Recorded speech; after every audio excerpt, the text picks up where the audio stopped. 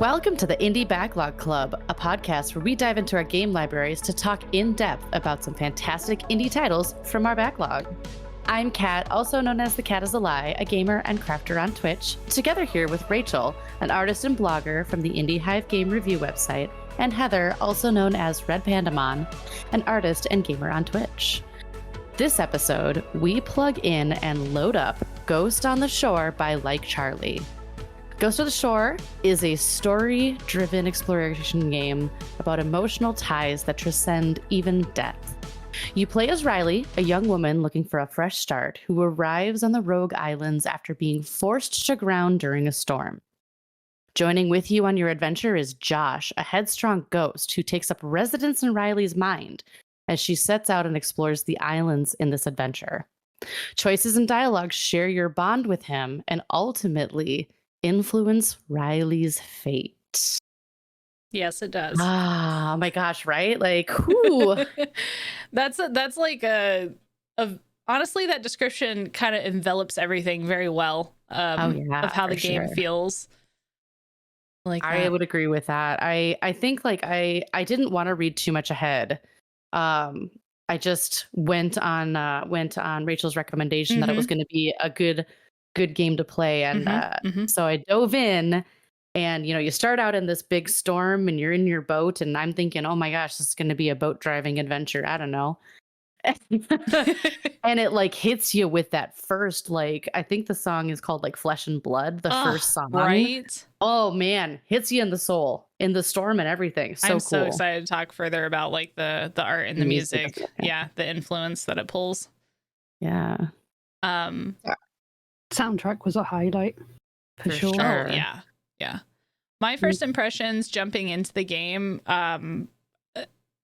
honestly, kind of like ride with where you're at, Kat. I mean, you're really dropped into the scenario of like you're in a boat, it's a raging storm, panic ensues, sort of. Like I was just trying to get my grounds, and I was just kind of like, wait, where am I? What am I doing? Oh, turn the key. Oh my gosh. And then you have Riley kind of like, panicking as well, and then you have like those decision markers with like the timer and everything, and so it's like, what do I do? And I think they did a good job. And then Josh shows up, and I'm like, is there someone else on the boat? Yeah. And then it's like, oh no, it's in my head, because as you said, I went purely on Rachel's recommendation. I think I saw a trailer for this game a while ago at this point, and I loved the look of it and I loved the sound of it, but I hadn't made the jump to actually get into the game yet. So I didn't really have much to go off of other than the little foggy memories that I have of the trailer that I watched at one time. Yeah.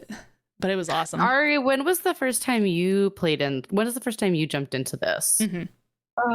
I've been following it for a while because I originally played Marie's Room, the first game from Like Charlie.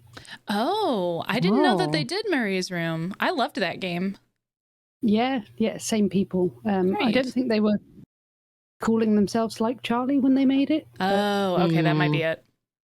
But so then I did an interview with Kenny, and we spoke about upcoming projects, and I think I first played the demo in August 2020. Oh, wow. So you've had this in your back pocket for a while. Yeah. Yeah. It came out in February this year, and that's when I first played the full game. Oh, Wonderful. That's awesome. Yeah.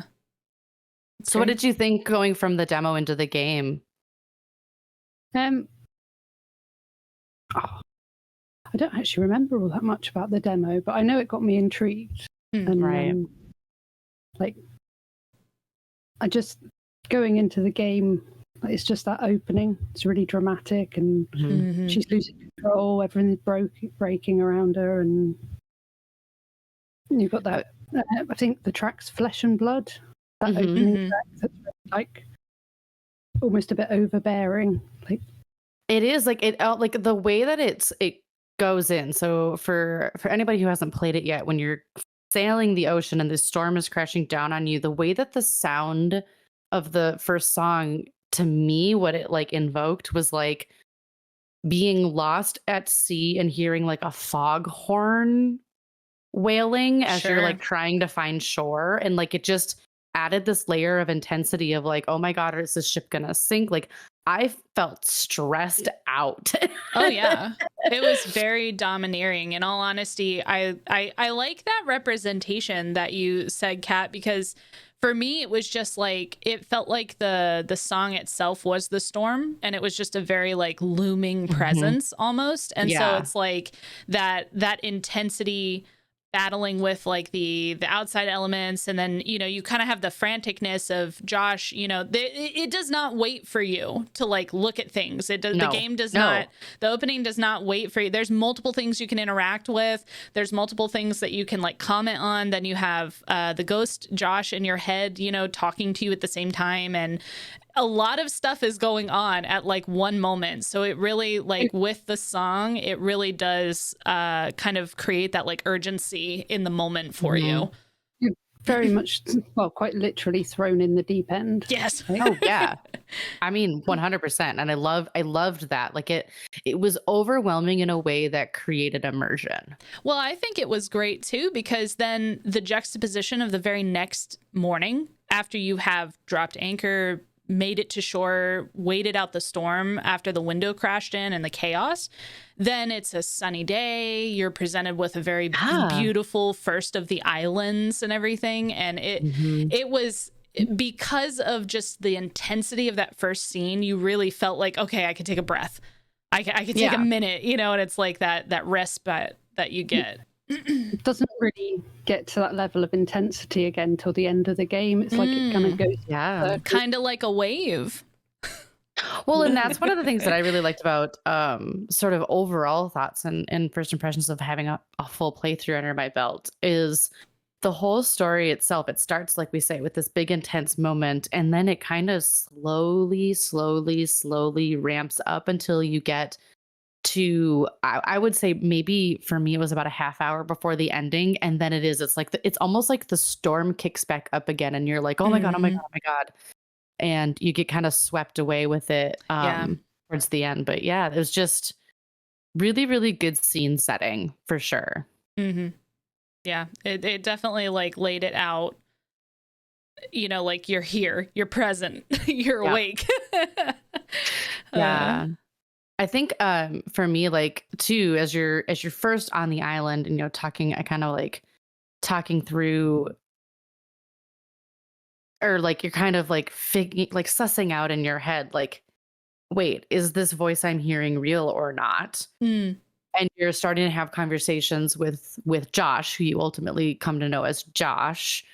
I was looking around like the island as I'm coming up the pier and like noticing things like, oh, this village has clearly been destroyed. Like it's half sunk, and starting to kind of try to put stories together about that. So I think even the art of like the artwork in the game of seeing like these buildings that are obviously very old on shore and wondering like, when did this all happen? When was this island lively? And getting curious as I was moving forward. So the art and the placement of some of that stuff was really cool to kind of start getting my thoughts going as the conversation is going on in your head about, okay, so now we're on this island. What do we do?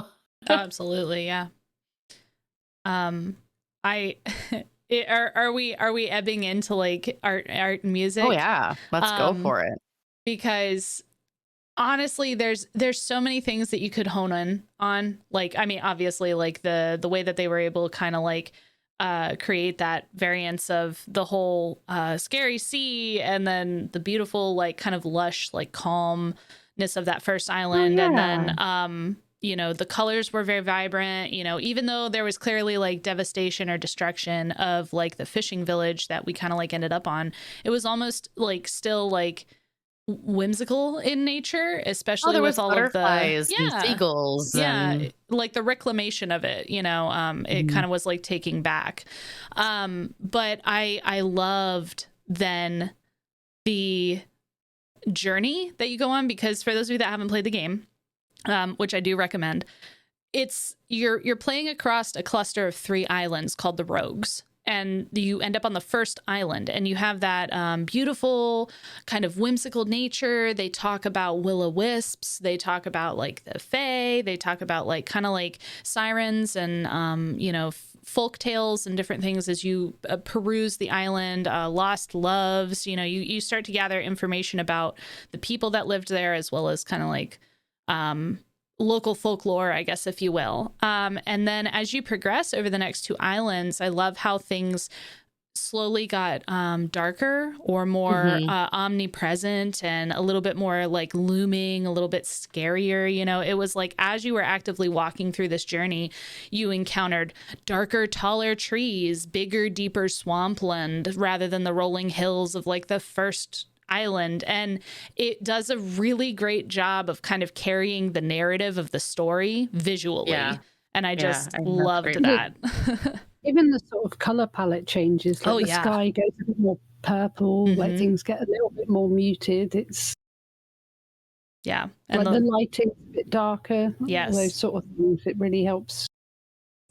Yeah, for sure. I think that really set the mood really nicely. Yeah. Because then you're going through and you're kind of in that inquisitive, like hunting nature in the beginning, and then you as you start to find things out, your perspective or your color palette obviously starts to kind of turn, as you're like, oh, intrigue and devastation and tragedy and all of that. It was just really great, I guess, having those peripheral elements, well, even the music too, like as you're going through, like you have the beginning and everything's kind of light and chipper, and you're going through Porthness, and then the first cabin, the Wild Rose Cabin, as you're walking through, and the music for that is much more like inquisitive and soft. And I think like it's not even that far in, but when you first get to like the school, things start getting a little, oh wait, what did happen here? And it starts turning just slightly, even as you're like almost halfway through that first island. My favorite track was The Heart of Little Rogue. It's the one that Margot sings on one of her tapes. Oh, chills. I got chills listening to that. Yeah, I got misty at more instances of the music during this. It was so beautiful, and I'm a little like frustrated too, because I'm like, okay, tracks of portions of my stream got a little bit muted, and I know that there's like probably DMCA in various spots as well, but honestly, like the music really plays its own kind of character and narrative element as you progress through the game, and I absolutely loved that.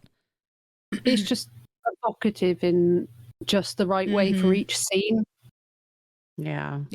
They really nailed it. The devs did a really great job, kind of like I feel like leaning into music is very hard, with copyright and all the stuff that kind of goes around as well, but it takes a long time, to like compose custom music, which you might have a better idea. Did they actually get, is it customized, or is it kind of like they signed someone? Okay. They got somebody in to, I think there was 2 people co-composed the soundtrack. A stunning man. I can't pronounce the names, but Ward Schnauwart and Dries Vien. Okay. Yes. But yeah, excuse the pronunciations because I'm sure that's not right. Did an amazing job, and I think that it can really elevate the gameplay.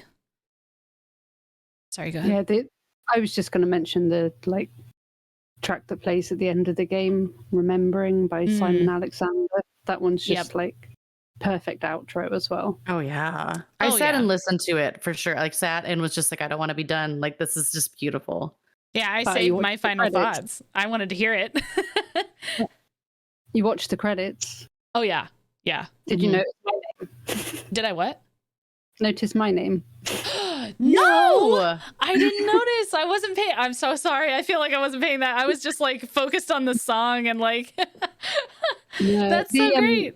The devs did some really fun things in their Discord server. They did a competition for the name of the singer and the band that Margot had tickets for and the letter from. So I came up with Rainbow Days and the surname Crimson for Lara Crimson. I love that. I commented on that. I was like, this band sounds rockin'. Like So that was me winning those, and there was a couple of others. One of them was people had to submit pictures of their plushies. And Okay. you know the dog on Riley's bed in her boat?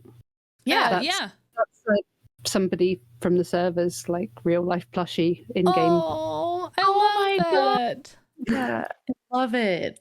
There's a few others, but I can't remember them off the top of my head. But they got the sort of community to contribute in little ways, which was That's so awesome. fun. I love it when games do that. Thing. Yeah.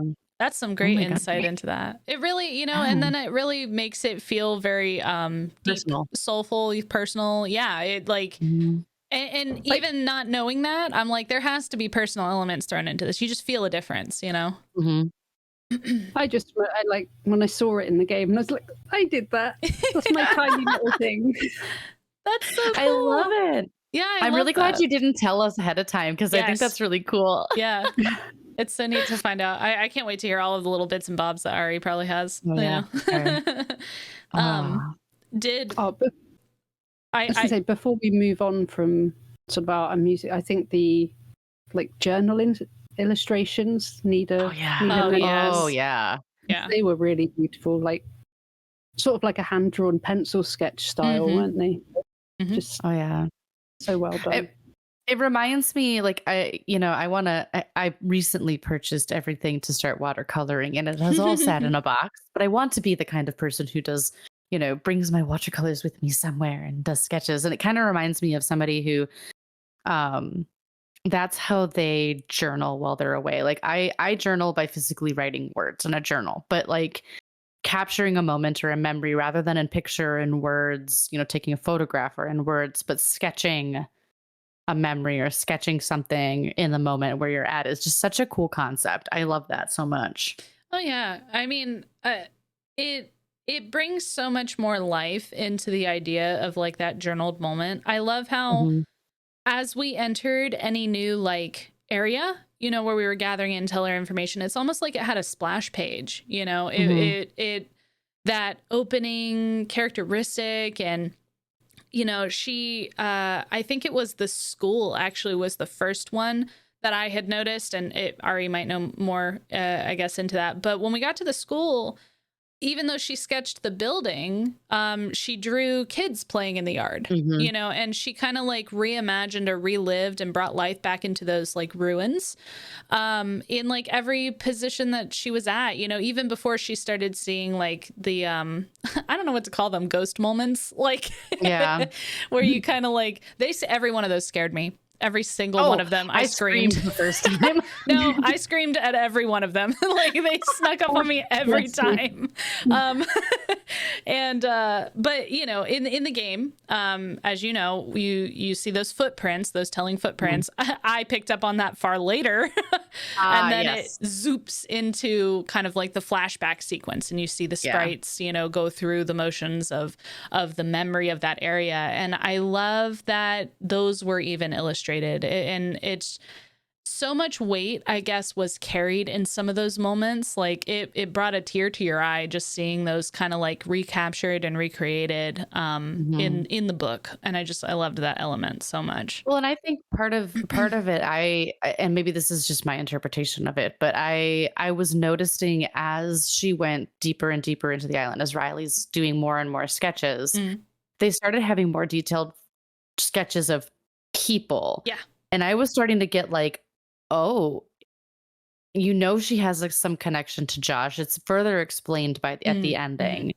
Starting to be like, oh my gosh, is she able to see these faces or remember these things because of Josh? And like so accurate, like she would know like the children who were in the home. I can't remember which home it was towards the end of the first Rogue Island, but she drew that whole family out.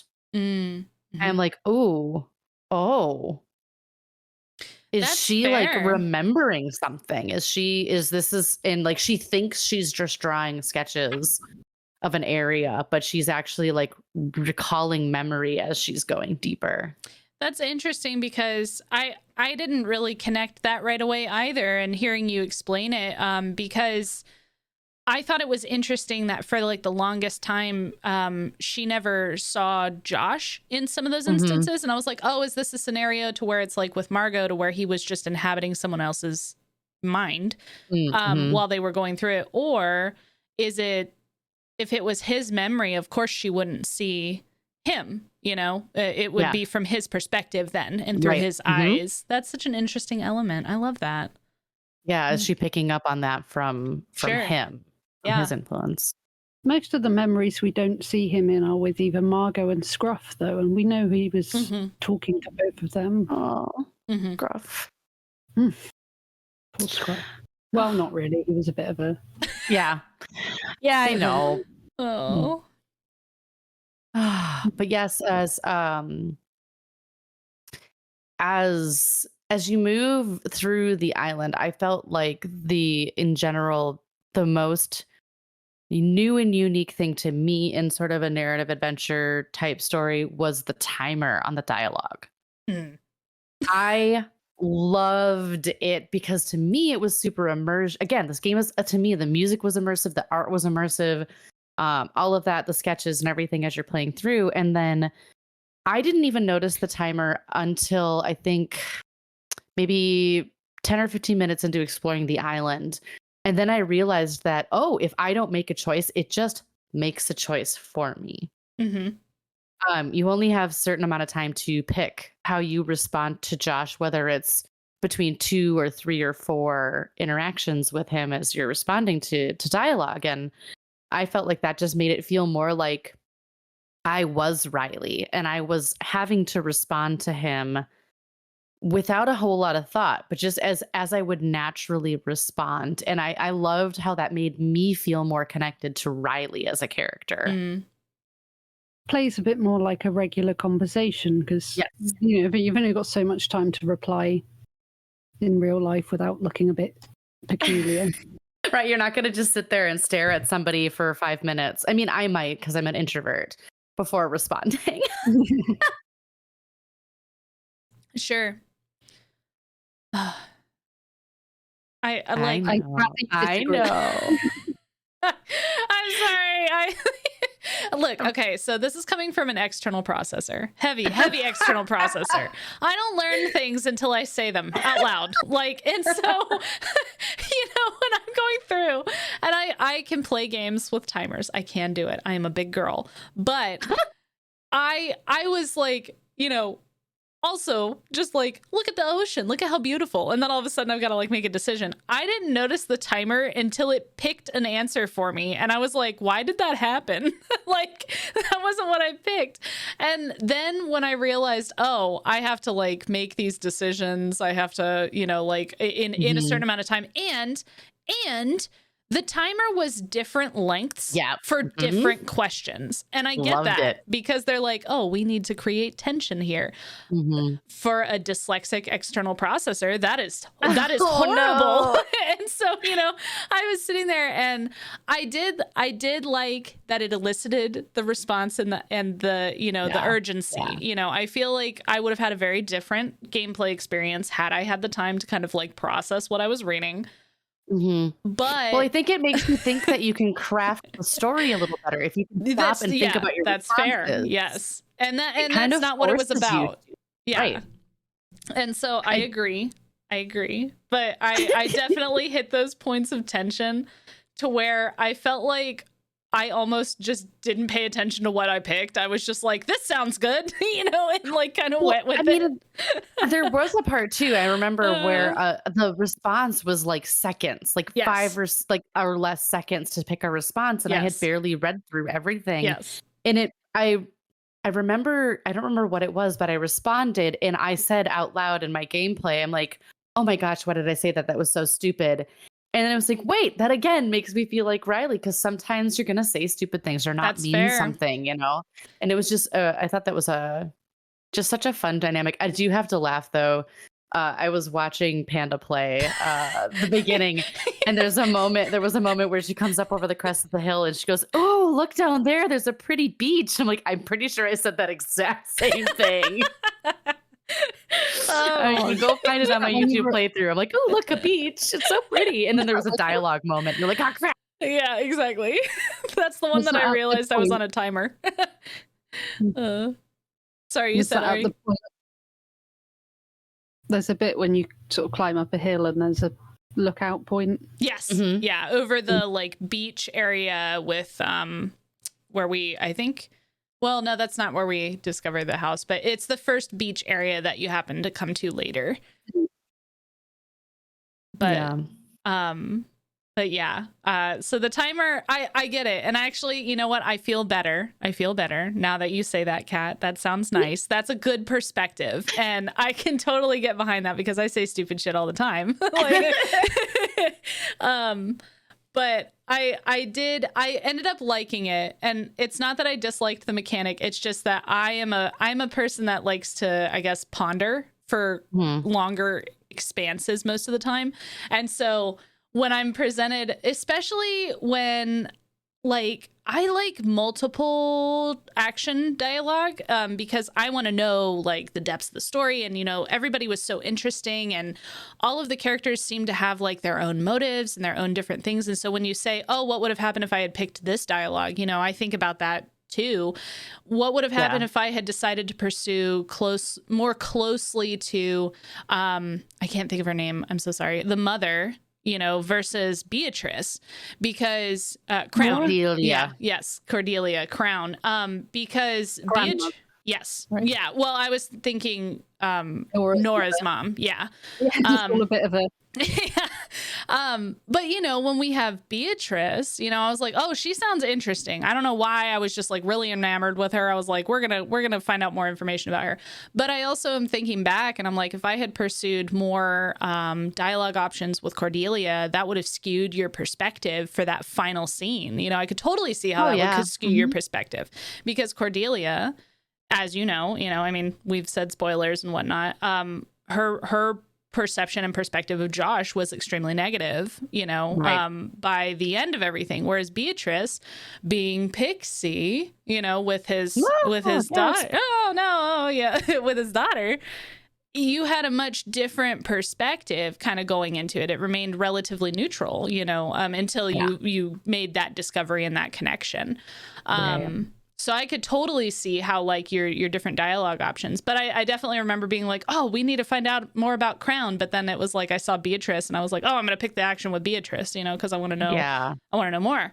And so I can definitely see how you would maybe, like you said, accidentally say something and you're like, wait, that's not what I meant. Or it was construed in a different way because of the timer.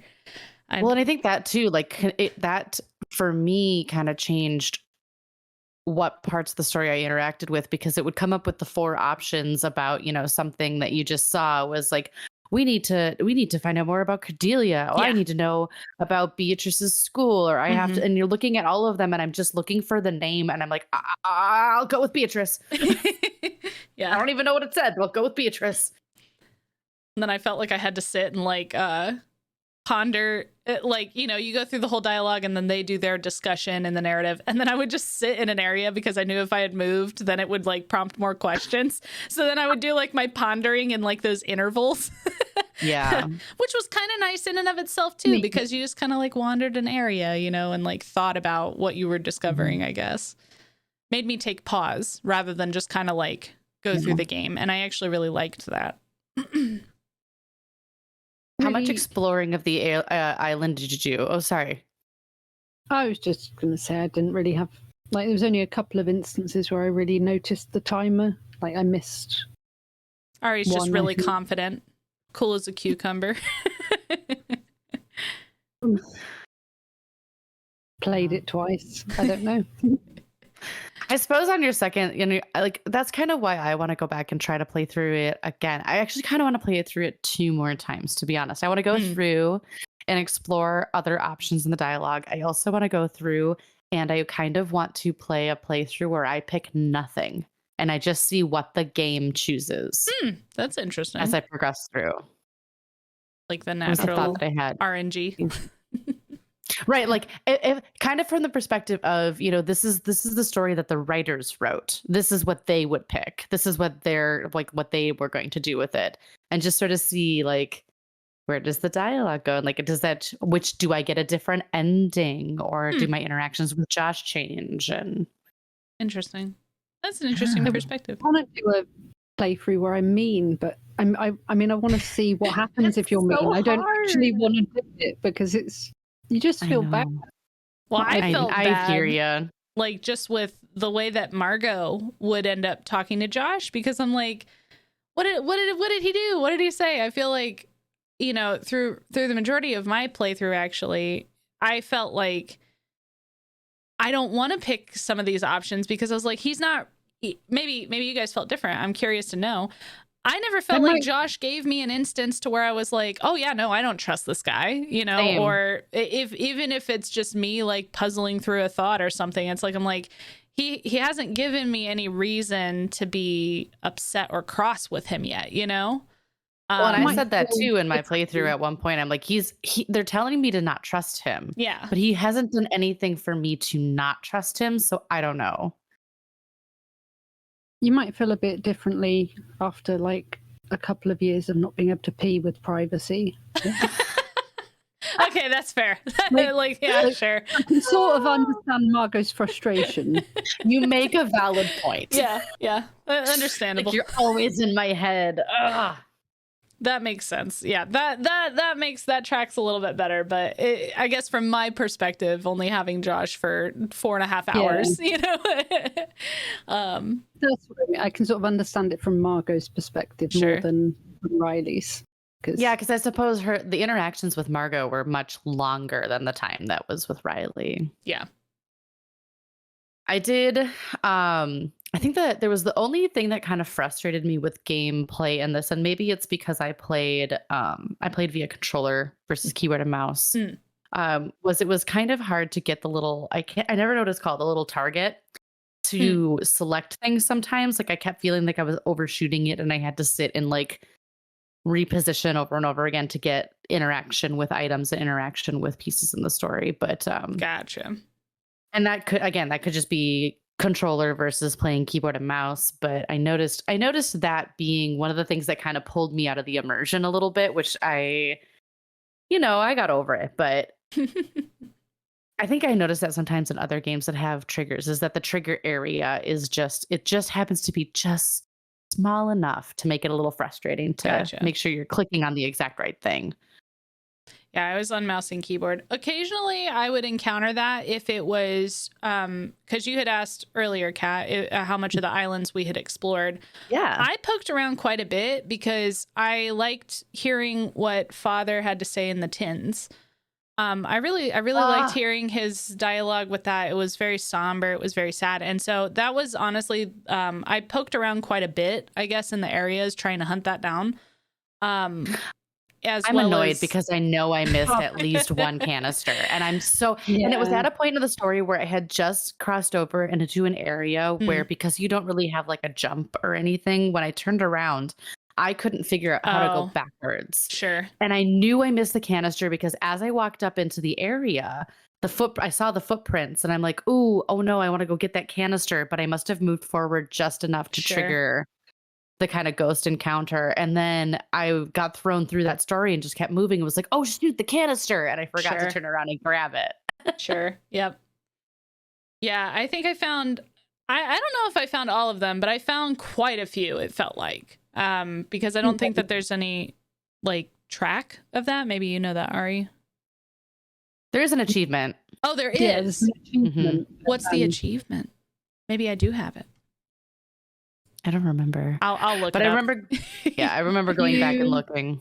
You didn't get it, but you did see all of the visions. Oh, okay. All right. Ari knows more than I do about my own gameplay.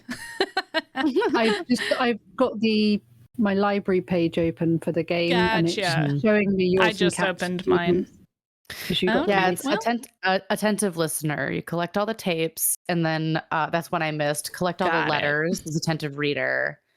Artist at heart. Draw at all the possible locations.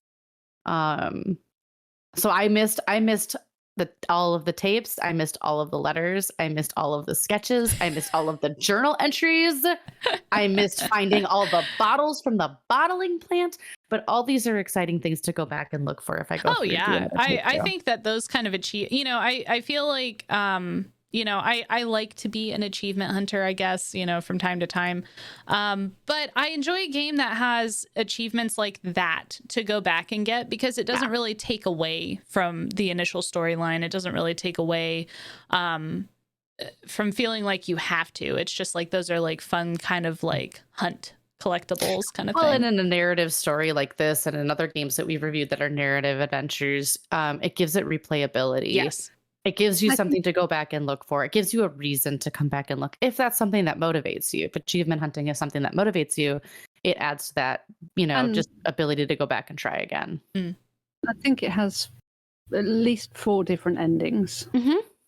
So, and I didn't know that going in. And I even made a comment as I was exploring about, oh, I wonder how these change the endings, or if it's all going to be the same ending. And I went and I read through what each of the endings were afterwards and was like, oh no. I haven't read the other endings because I was like, I'll probably go back in and figure this out. Yeah. If you just if you read the flavor text on each of the achievements, it'll give it away. Oh. Well, but you can't see the flavor text on the ending achievements until. I think I might have looked at a playthrough when I was done to see the various endings. Because honestly, the ending was so intense that I was just like, oh my God, how does that go differently? Like, how do you make it go differently? That's fair. You know, I felt like I loved how the end kind of came about, because the options, I couldn't tell which one was gonna, well, I guess like for those of you to make aware of the scenario, when you are at the end, when we're at the culmination, there's a bit of a struggle for life at the end, right? And so it kind of like brings up that, you know, urgency with the timer going, and you do have options to like choose what dialogue you want to say in that moment while you're fighting for your life. And I was like, I don't know if this dialogue is going to keep me alive. You know, did anybody else kind of feel that? Like, I'm like, am I making the right decision? I was worried, yes. Because all of the dialogue options, I'm like, what is it? Is it the moments leading up to this that is keeping me alive, or is it actually my dialogue decision here? In my first playthrough, my choices didn't keep me alive. Oh, okay. So I ended up as a ghost and staying on the island with Josh. Oh, is that how it goes? That ending's called Eternal Love. Yeah. Oh, that's that love tragedy, man. Panda's over here just like, give me all the tragedy. It's so wonderful. Oh, that's so interesting for an outcome. I think Kat and I, it sounded like we got the same ending option. So Ari might have to expand a little bit more on the other options. Have you gotten all of them? No, I've only had 2 playthroughs. Oh, okay. I got the same ending as you with my second playthrough. Gotcha. Yeah. The as I would call it, the happy ending. Even though none of it's very happy. The ending with resolution. Yeah, there you go. That's what I felt like. Everything was very nicely resolved, you know, because with the I don't know if this is even like an additional caveat. I guess I would imagine so, because I feel like you could totally avoid Beatrice at those turning points or intervals. Beatrice gets to move on, you know. There's an achievement for it. Yes, and I did get that one.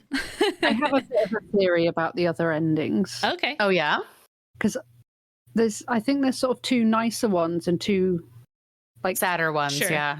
Basically, you either be nice to Josh or you're horrible to Josh, and then you either die or you don't. So like, I think maybe the 2 other endings are like you're mean to Josh, and then you die or you don't. It's like mean to Josh all the time, or mean to Josh some of the time, versus nice to Josh all the time and nice to Josh some of the time, and there's your 4 endings. Yeah, I went for the completely malicious run. This is complete speculation. I'm not sure. I just I think that's a pretty solid thought, though. You know, considering it sounds like with your first playthrough, you kind of pursue the same thing, but you ended up dying. Whereas then we lived, and it's like the resolution of like, you know, everybody being able to move on. Like Beatrice got to move on, Josh got to move on. I know that like for me in general, like when I first started playing the game too, I said like out loud in my gameplay, like because of this dynamic of having to pick my answers on a timer, I'm going to respond the way me, Kat, would respond to Josh. And I think because it's so hard for me to be deliberately mean to people without them giving me a reason to be mean to them, I probably ended up being nicer to him more often than not, and like asking for help more than fighting, and ended up with a happier ending. Yeah. I did start getting mad at him though when we start unfolding Margot's story. I'm like, Josh, what the hell did you do? I am curious, Ari, since you got the other ending as well. I'm curious, and I guess I have a running theory because I haven't looked any more into it. Is the item that is at the tree post gameplay different then? The scarf. Well, so with the menu screen, you have the tree, and there's nothing around it, I don't think. And then, or maybe I'm just completely like goofing right now. But after the gameplay and after the credits roll, and you go back to the menu screen, I had like a chair and a campfire by it, and I thought it was different when I went in. I'll have to go and review my gameplay now because now I'm questioning that. I feel like if I overlooked a chair and a fire, that would be that'd be a blatant overlook on my part. But I'm curious if maybe the items are different based on the ending that you get. I didn't notice, to be honest. I didn't either. And the different ending I got was when I played it in February. So right. Like, my memory's now I feel great. like I might have to go back and watch my vlog, but I feel like there wasn't anything at the base of the tree, and then at the end there was the scarf hanging off the tree, as well as then there was a chair and a campfire. And so I was curious if maybe you get different endings if there's a different item at the tree, just simply based on that. That was just a thought. I could be totally off, and now I'm scared, and I'm like, maybe there was an item at the tree already. But yeah. New playthrough. Yeah, I guess. Yeah. What? Oh wow. What did you guys think of Josh? Just like as a person? That's a good Until question. like before the sort of we realised what was actually going on, and we're sort of being led to believe he abandoned his wife and kids and stuff. Like, I was initially annoyed with him. It was like, bro, I'm just trying to look at this pretty island after being through hell on that storm. Like, what? Why do you have to have a commentary on everything? And then when he started telling me stuff about like, oh, that's Margot's, I'm like, wait, who's Margot? How did you know Margot? And then I was trying to piece things together because initially Josh doesn't remember like when he lived. And so the stuff with Margot happened in the 70s. But there's stuff that's like in the 1800s. I'm like, wait a second. So when was Josh alive? But yeah, as his story goes on and you start kind of figuring out who he is, I kind of went through a lot of emotions with that. I was like, I was like, oh, you're horrible for leaving your family. And then I was like, wait a second, there's got to be more to the story than that. And as you keep going, you find out that, he didn't want to. And I guess my thoughts and opinions on Josh changed. It kind of, and hey, that's writing. That's how I think that's what the game wants from you, is to be like, oh, do I trust him? Do I not trust him? Oh, he's great. No, he's not. No, he's terrible. Like constantly again, and I was just starting to completely trust him. And then you find out everything about Margot, and you're like, oh, wait a second. You're selfish, and you were trying to get Margot to complete your story, and you ended up killing her. And like, it was intense from that point on, where I was just kind of contentious towards him. Did he kill her? I mean, no, but that's what I was kind of with the same process, Ari, with that question. So when we dropped in on the island and everything, you know, he's just kind of like there, and there's a little bit of a spat between them. But I found myself honestly like being like, whoa, Riley, calm down. We don't need to just get so up in arms about this moment. You know, it was just like sometimes Riley's dialogue, I was like, that's harsh. That seems harsh. Josh seems like a okay dude, you know? And I never really got like super upset with him, I guess, in any intervals. And as we started to uncover things about his past and whatnot, I don't know. I guess it was just the way that he talked about some of the different people and some of the things that he brought to light. And, you know, chat was even, it was interesting to hear. I feel like chat went through the gambit of emotions more than I did about Josh, to where they were just like, oh my gosh, he's a deadbeat dad. Or, you know, once we found out about Pixie being Beatrice, and then we were like, oh, that's his dad, you know, or that's her dad. Yeah. And I was like, because of the dialogue that I did pick with Beatrice when we kind of unveiled that, you know, he always seemed to speak from a very like remorseful and sad area, I guess. It was the way that he presented his dialogue, to where he was just like, that was me. I did that. No, you know, I don't think that's the whole story or something like that. And I don't like to, maybe I am too trusting of a person. I don't know that I was like leaning that way. I was just kind of like, it seemed like there was more sadness and tragedy, especially when we saw his interactions with like Nora. And, you know, he always seemed like really enamored with her. And maybe I just really like the Princess Bride, but I was like, I was just like totally like in for it, you know. I was like, he's the servant boy, you know, and it's just the unrequited love, you know, it's the tragedy. And so when we get up to that instance in the house and we find out, you know, without a shadow of a doubt, yes, that he was the father, him and Nora were together, I sniffed it out a little bit ahead of that moment with Cordelia, because I was like, she got rid of him.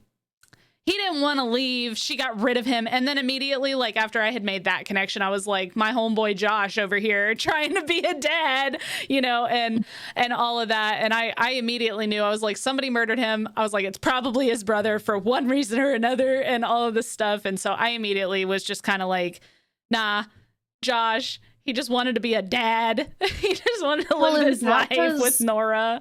It was so There was sad. a part of the story too where you're walking through, and you know, you're going through the graveyard and you're reading all about the people and that they died and when they died, and you find that Callum and Cordelia died at the same time, and I was just like, okay, so these two are in cahoots somehow about something. Yeah, I got that too. And then Cordelia. Yeah. Also, I just love the name Callum, so I was very intrigued. And Cordelia, that whole instance that you do find, the other reason why I was kind of like upset and already kind of like on Josh's side with that, because in the chapel, then you get that whole, I never asked about it because I saw Beatrice and I was like, oh, Beatrice, you know. But I even made the comment as we were leaving the church. I was like, oh, I should have asked about Cordelia and her confession. I was like, what has made this, you know, what for all of intents and purposes, pious woman be so remorseful in this instance? And naturally my brain just went, murder. And so, you know, that wasn't it, but that was just like where my mind went. I was just like, that's why. I was like, Josh is an okay guy because she had him killed. That was my first running theory.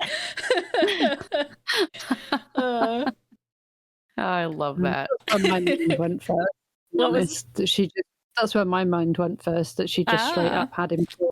Yep. See? Yeah. Yep. I think I was like, in terms of Josh, I think I sat somewhere between you two, because I was kind of like annoyed at him, but from the things we were learning, but also it was kind of tentative because I'm like, something doesn't quite add up. Sure. Like, yeah.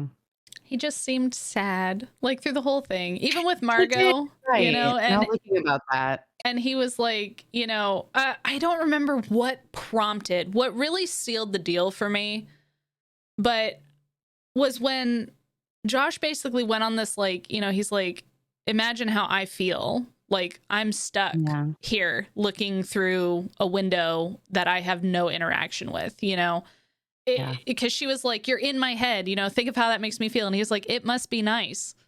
like I can be considerate and be quiet, but I'm always here and I can do nothing, you know? And I was like, oh, no autonomy at all. yeah. So I don't know. I really felt for Josh through a lot of it, I guess. And then I was pretty much like sold from then on in, to where it was like, I had some questions that maybe Josh was like, I was like, oh, maybe he is. And then it just never fully landed for me, because I was like, he just doesn't seem like that kind of guy. But maybe that's just me being trusting. So yeah. But yeah. So did you guys have a character or a storyline that you were maybe most intrigued with but didn't follow? Because I think that was sort of the thing too, like you said, the confession. I wish I would have pursued that more. I wish I would have gone back to that spot and asked a different question as we were moving forward. That was probably mine. I kept saying, I want to know more about this Cordelia lady, and then I would actively choose the other timelines or other dialogue options for like Beatrice. But I think I personally wish I would have pursued more of the canisters, because I tried, but I was also kind of like, most of the way, like about halfway through the game, when everything started to really pick up, I was really focused on like Josh's storyline with Nora and everything. And so a lot of the other stuff, it's like, if I saw it and I grabbed it. Okay. But I kind of wish I would have picked up more of those canisters, just because hearing that father kind of write from that perspective to his family that he has since left and lost and all of that. It was these really somber moments, and they were always set at that position that made you sit down and kind of survey the area around you. And so, you know, just hearing him talk from that position of like, you know, that deep-seated sorrow, but also trying to be positive or optimistic for those he was writing to, and then knowing that these letters never got sent purposefully, and hearing about all of that, you know, it was just really somber, I guess. And I would have... Bit of a cop-out, though. I mean, he's still ditched his kids. Yes. Bad scruff. Well, and that's the thing, is I felt like the thing that I was accusing Josh of the entire time is the thing Scruff actually did. Yes. And seeing that kind of like... kind of contrast and perspective. I wanted to get more of that, I guess. And it was explicitly because, you know, it was such a mechanic that they were trying to kind of emphasize, oh, Josh left his family or something, you know, and seeing the contrast between Scruff and Josh and the decisions that made, especially at that end dialogue where Josh is fighting with Callum and he's like, no, I want to be here. And having that juxtaposition between Scruff and, like I said, I like tragedy. I like a good tragedy, you know, having that juxtaposition between Scruff and Josh, and the man who wanted to stay, even though he had very little to offer other than his presence, and then the man that chose to leave, who had the means to offer more. And it was just a really good kind of like window to the soul moment, I guess. Just a really like, I don't know, really high level of contrast. Josh like literally died trying to stay with his family. Yes. And Scruff so easily was like, no, I have to give up everything to help Josh. Yes. And Scruff had almost that I'm making up for my sins, you know, by doing this action. Yeah. You know, and I don't know. I really liked that. So I kind of, that's my thing. It wasn't really necessarily a dialogue option, you know, but I wish I would have pursued, I guess, a little bit more intently with those letters, because of the weight that it carried for me at the end, I guess. Yeah. Ari? Yep. Do you have a branch that you wish you would have pursued? I'm still a little bit confused about how the fire started that killed Cordelia. I think that's really the only thing I feel like I didn't. Well, because we know that happens after Josh is dead. Mm-hmm. Clearly, it couldn't happen before Josh died since, Callum murders him. But I'm curious, do you think maybe Callum, because he was he was very upset after he murdered Josh, obviously. I almost wonder if it was Archie. Really? You think it might have been Archie?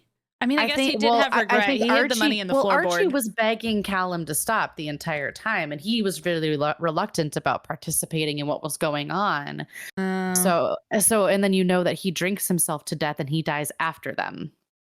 He also hid the money in the floorboard. He could have and wouldn't take it. Yeah, but that was the whole split. It's like, oh well, Josh is dead, so Archie gets to have it. And I think that maybe he would. Yeah, I could see that he was overcome with that kind of weight. And just was like, I'll end it all, because he could take out technically both of the people involved in what was Josh's death. And then himself. Yeah. Oh, interesting. I didn't get enough of Archie, even though I searched his apartment. I that is interesting, though, because that was a very unexplored timeline for me. Yeah. I'd like to do another playthrough and get on the boat before the tide goes out. Sure. Oh yes, you didn't do that either. You can't. I don't think you can do both. You either see Archie's room or you get on the boat and see a different area where you land. Oh, I suppose because then you go straight to the last Rogue Island rather than disobeying Josh's pleas for you to leave and then finally going and exploring Archie's room. That's interesting. I forgot about that too. Because if I remember correctly, the dialogue, they were if they had gotten on the boat right then, they were going to the treehouse, right? Yeah. Yeah. Oh, interesting. Because that whole instance happened after, we got to visit the treehouse briefly, but then all that happened with her being in the treehouse and sobbing, Nora. And everything. Oh, interesting. Ooh. See, again, this is what I'm saying about the whole replayability of this game. There's so much more to pursue. And the endings, I do like it when it'll follow the same kind of process, but having those various endings reshaping the characters just a little bit, come the final blow. That's really neat. Yeah, I guess I know what I'm doing on Monday. Gonna poke back into the game. I've got nearly 11 hours and I'm still thinking I need to do another playthrough. And you got 2 whole more endings. Yep. But I've got to be me to get them. I think it says a lot too about the writing that the writing. Because there's some games that I've definitely played that I know there are multiple endings and multiple things, but when I'm done, I'm like, okay, I'm done with that. That was enough of this story. But interesting. To have writing with a game that it draws you back in, you're like, I wonder what would happen if I never saw Archie's apartment. I wonder what would happen if I left instead of stayed. Sure. And it draws you back in to want to replay the game because you want to see how it changes, even though you know how it ends one way and you don't get the twist and turn when I first found out as I'm putting last names together and you hear Josh's name for the first time. I'm like, wait, that's Callum's last name. Wait, it's her uncle. Yeah. I love how it introduces all these characters individually and it really gradually pieces it all together and you realize they all know each other and they're all connected and some of them are even the same people. It's Oh, for sure. And being able to then me and the chat were joking quite a bit to where I was like, I feel like I need my conspiracy board so I can have my red thread, because I'm like, who was related to who? What was that last name? It was a lot of information to kind of balance, but I also want to give props to the writers and everything that even though I didn't, write down a web or anything and felt like I was struggling with I want to say a good third, maybe even to halfway through, you really don't know how to connect the dots, and then it all very well comes together. And so I didn't feel like I had to work extra hard, you know, to like, who's who, what's this, how's this go, where's this thing, you know. They did a good job of like being able to kind of like balance it for you almost, and I really appreciated that. Yeah, that's a good point. Because that's what I was worried about, was being able to actually be like, who's who again? But then it all came together, especially after the chapel scene, you know. As long as you explore thoroughly and look at all the, because there's documents and other bits and pieces dotted around as well, and pictures to look at, and letters and diary entries. Yeah, tons of stuff. Yeah, there's definitely a lot of information. But it doesn't, like some games you have stuff like that and it sort of ends up feeling really tedious to read through it all, and like a chore, and it doesn't in this game. Everything felt really purposeful. Yeah, no, I agree. I think it did a really good job of kind of emphasizing the points that were necessary, and then having like those little extra flavor bits that you didn't really need to do. You didn't really. They presented you with plenty of choices to where it's like you could either go off of the information that they gave you, you know, based on speculation, and just close the letter or close the news clipping and move on. Or you could take the time to like read all of the bits and, you know, dig into all of the extra, like kind of little, you know, really flesh out the story, how much you're willing to flesh out, I guess. But you weren't really lacking on all the pertinent stuff if you didn't stop to read everything or stop to smell the roses or anything, you know? Right. I started to, but the more effort that you do put into your sleuthing, you know, it pays off. Like with the very first instance where you read about like the whole Bell incident, you know, I was like, once we found the secondary piece and in the prison quarters, you know, and everything. And I was like, hang on, this Callum guy with his stuff and things, you know, and Archie with his, with it sounds like these guys have some serious issues, you know, and they seem like they're getting into trouble quite a bit, you know. What is the affiliation with? Who is dragging who down then in those instances? You know, I enjoyed that quite a bit. Disagree a little bit on the sort of saying you didn't need to look at every little detail. I think it added so much and helped. Oh, for sure. Piece things together so much that there's a sort of exploration and investigating all these little things are pretty key part of the experience. Oh, and I'm not trying to undermine that by any instance. I was more or less meaning that if you didn't take the time to, I guess, read every little piece of paper that you picked up, it would be bare bones information that you were going in with. But a lot of times it was enough between what the characters would say and the diary entry that you would write that you were still able to relatively piece together the story. Your gameplay will be severely lacking, in my opinion. Oh, yeah, absolutely. I still think that if you didn't stop, if you just did a run through of it, you just went through each area, you get an immersive story, but it absolutely made a difference. Yes. I think because I know there were times I forgot about the journal, and then I'd make a sketch and I'd open it up and be like, oh no, I missed something in that area because there was a hole in the journal, and I felt like, oh, I need to go back and find that thing. Same. I was convinced I'd found everything in the journal this time, but I must have missed something because I didn't get the achievement. But I was checking the gaps. I was frantically flipping pages. If you do a second playthrough, spend 10 seconds in a toilet. Oh yeah, I saw that one. To go stand in there's outhouses everywhere. Okay, I need to know. Did I not? No, I didn't. I checked every toilet. I'm going to say this right now.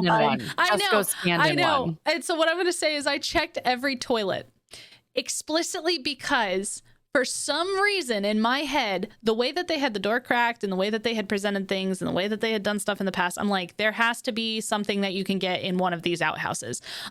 Because there was also an outhouse in every area, right? And so I was fully convinced. I'm like, there has to be something. There's something you could do with this outhouse. And I spent an achievement, a good deal of time walking around the outhouses, looking in the outhouses, turning around in the outhouses, checking I went out of my way to do it. And I didn't stand there for 10 seconds is what you're telling me. I love that. Yeah. I knew. And then by the time that we had got to the end, I was like, okay, I guess there's really no, I even made that comment. I was like, I guess there's nothing that you do. I was like, I felt like you would. I know, right? Yeah. I made that comment. I was like, I guess there is nothing to do with these outhouses. I was so convinced at the beginning, and now you tell me that, and now I'm upset. Well, and I made a comment too, because I checked like the first 3. And then as I saw another one, I'm like, is it weird that I'm kind of obsessed with these toilets? Yep. I think it's weird. I'm going to move on from that. I'm glad to know I wasn't the only one, because I was drunk. I was like, there has to be something. And so I did. I spent a significant amount of time messing with the outhouses. And all I had to do was stand in one for 10 seconds. Okay. Well, I'm going to open the game as soon as we're done with this, and I'm going to get that achievement. I love it. Get the toilet chiefs. Yeah. Toilet run, % only. Toilet run. I'm only here for the toilet. Yeah. Thank you for that, Ari. Now I feel less crazy because I was so convinced about the toilets. I did as well. Checking them all, convinced there was going to be something. I just love that. Yep. So what are you guys thinking? Final thoughts on the game? How are you feeling? Any last points or thoughts or wishes or? Ari, you go first.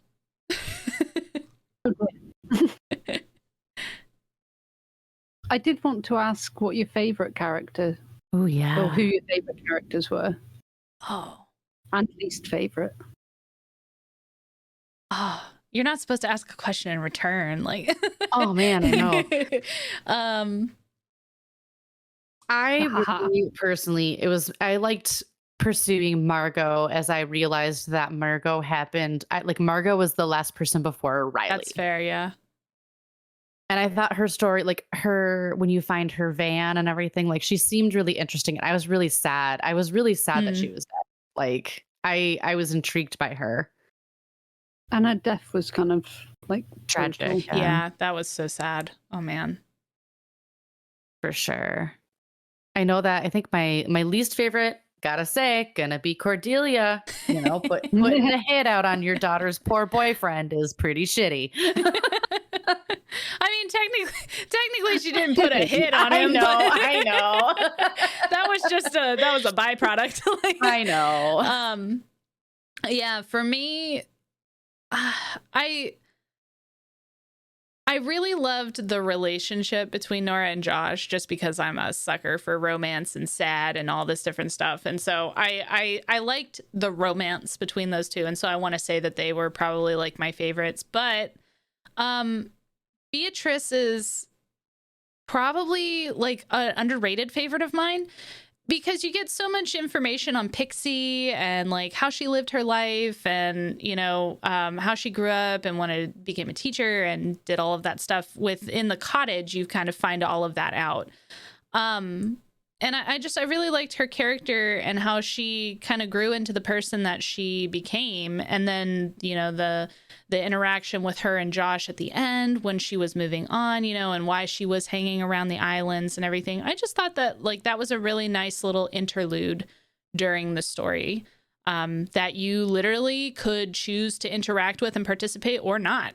And I thought it added so much to it. And so I really liked her character, just kind of being there as somebody that provoked a lot of interest from me, who wasn't necessarily a top main character, I want to say. And as far as least favorite, I agree with you on Cordelia, but Callum was an ass. Like, yeah, Callum went from he 0 went off to the like deep end. yeah. Like, It's like, no, you're not leaving. No, you're not leaving. Yeah. Okay, I'm gonna you're accidentally my drown family. you because of my rage. Yeah, exactly. And so, I mean, I feel like I know that might slightly be a cop-out answer, I guess, because it's like, well, he did murder someone, but like, you know, I was just like, I was so gung-ho for Josh, and it was so sad. It was so tragic, you know, having that instance to where it was like he wanted to be there for his, he was so excited to be a dad. He was so excited, and he was so ready to make a life with Nora, and knowing that Nora never knew or got any kind of closure in that aspect as well, you know, on Josh's death, and she just thought this about him, you know, and then Beatrice thought this about her father, you know, and it was just so sad. And I'm like, that was all Callum, man. he ruined 3 lives that day, you know. It was just, it was crazy. So yeah, that he's probably my least favorite. How about you, Ari? I mean, I think I'd agree with Callum as my least favorite, because it was him that accepted the offer from Cordelia. He, in a way, kind of orchestrated the whole thing. Yeah. Put Josh in that position, put himself in the position where he ended up killing someone. Yeah. And favorite, I kind of liked the relationship between Josh and Beatrice, that sort of father-daughter and the estranged nature of it. Yeah. How they got that closure at the end. Yeah. Like, so it was so good. Yeah. I really liked that little interlude quite a bit. For sure. And I guess like that, I think that kind of sums up my final thoughts. I guess the final words I'll leave is I really enjoyed the gameplay from start to finish. I felt like it was a good kind of, it felt like reading a really good book, you know. It was slow paced. I felt like I took my time with it, but it didn't really feel, like I said, I played it in about 4.5 hours, you know, which is really good for me. It's really good. But I still got like a really thorough gameplay experience. I loved having all of the letters and stuff that you could kind of like hunt out and get even more instance into the series, and you could really just kind of control how much you fleshed out your personal playthrough. And I really enjoyed the environments, the visuals, the music was stunning. It really carried it. And so, yeah, as for just a really somber, tragic like story, I loved playing through it. It was a really awesome experience. I agree. I think for me, final thoughts, the immersion, just I'm starting to realize that when it comes to like visual novels or these adventure type games that I've been playing a lot more recently, if the writing can draw you into the point that you forget you've been playing for 4 hours, you know, you're starting to like wanna, you know, like you said, get the chaos theory board out and be like, oh my God, how is this person attached to this person? And what does it mean if this happened? Like when you get to that level of involved with the game and, you know, the story's drawing you that way, the interactions are drawing you that way, the music is drawing you that way. I think it calls for it to be just such a well-rounded game, and really, really enjoyed the experience with it. I just think it's another great narrative game from Like Charlie. Like, but definitely check out Marie's Room if you like this one. It's much, but just as good. But Ghost on the Shore, it's got captivating, intertwined stories. The aesthetic is pretty immersive. The gameplay satisfying. It's like you said, it's slow paced, but it's not boring. No. Yeah. It keeps you intrigued the whole way through. Immersion. Just recommend it all round, really. For sure, you guys definitely check out the Indie Hive review. We'll link it below too, because I know Rachel's the one who introduced us to this game, and thank you so much for that too, because this has been a really cool experience. There's also the interview with Kenny on Indie Hive website. Oh yeah, we'll link both of those below so that you guys can check those out too. Yeah, great recommendation for real. Yeah, like it was a really great game. I'd feel a bit silly if you didn't. Well, especially now that we know that you were like in the game in a way. Yeah. My tiny little contribution. It made an impact to me. Oh. All right. Well, thank you all so much for joining us for this discussion of Ghost on the Shore by Like Charlie. Please be sure to check out all the links below, including the reviews that we mentioned from Indie Hive.